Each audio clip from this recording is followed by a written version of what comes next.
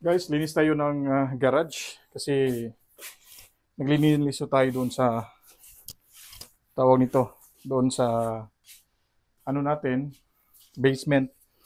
So, ito ay dapat malinisan din natin tong garage natin kasi dito tayo nagsusort ng mga tatapon.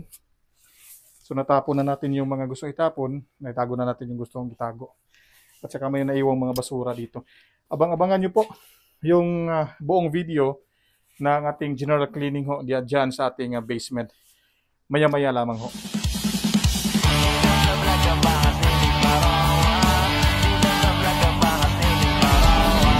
Ano na?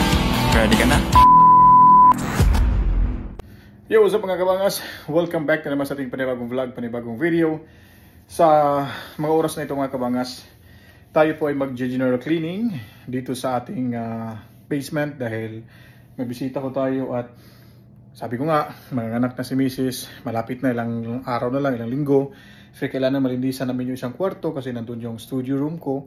At ililipat ho natin dito sa baba. Kasi darating din yung bisita namin para matulugan yung kwarto ko doon, yung studio room natin mga kabangas. So ipapakita ko na sa inyo yung aming basement. Yan ay naka-pile na ng mga gamit. Hindi sa amin lahat yan. May kakilala kaming pupunta rito na gamit nila nandito. Nakabalandra lahat. Organized lahat mga kabangas. So ituturo ko kayo sa aming maliit na basement. At ipapakita ko sa inyo kung anong meron na sobrang kalat ngayon mga kabangas. So ayun mga kabangas, hindi ko alam kung saan ako magsisimula. Sobrang makalat ho ngayon at ating ayusin dito mga kabangas.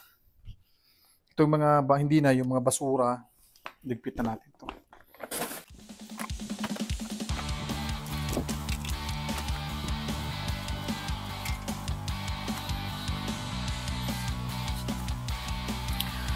So magpi-face mask tayo dahil baka magka-allergy tayo sa alikabok. So kailangan safety first para hindi tayo magkasakit mga kabangas.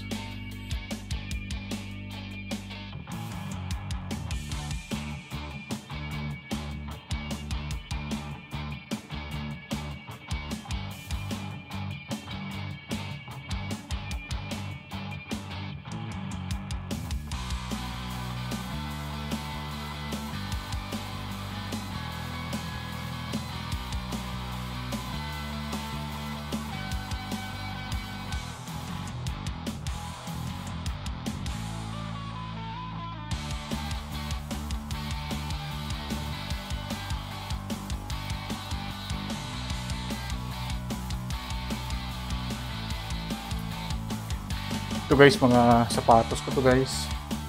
Hindi lang ito yung sapatos ko, may nandun pa sa laundry area. Napakadami. So tago muna natin to bago natin to ipapadala sa Pilipinas. So, konti na lang mga kabangas. Tingnan nyo. Ito mga basura yan. Diba kanina sobrang kalat dito. So malinis ito, basura na to. Ito nagka-file na lahat yung mga importanteng gamit. So, sa susunod mga araw, dyan na natin lagay yung ating table para dyan tayo mag-broadcast. At yung harap natin ay yung bintana sa basement para mas maganda yung view natin. O, diba? Nagagamit din pala. Kala namin hindi na ito magagamit eh. At saka dito minsan, lagay natin yung laruan ni baby. Dito siya tatakbo. Dito siya mahiga. Kasi malamig dito sa basement mga kabangas.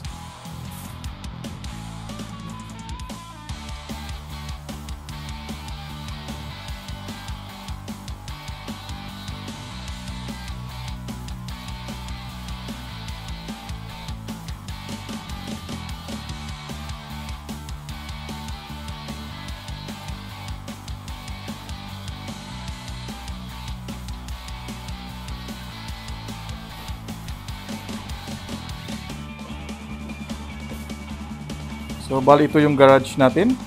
Yun, may sasakyan. Dalawang sasakyan natin guys. Ito medyo unorganized pa.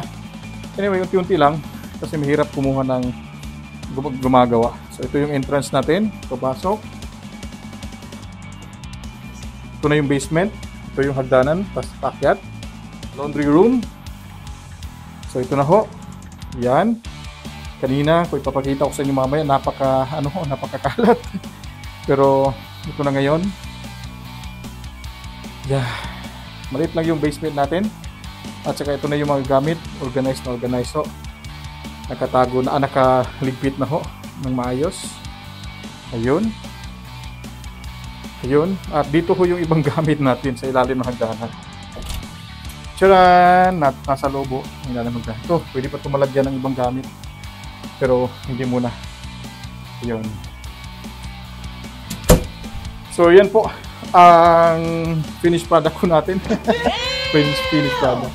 So malinis na ho at masaya na ho tayo. Then mamaya ayusin na natin yung yung equipment. Ibababa na ho natin para dito na tayo maglalagay ng mga gamit guys sa equipment natin.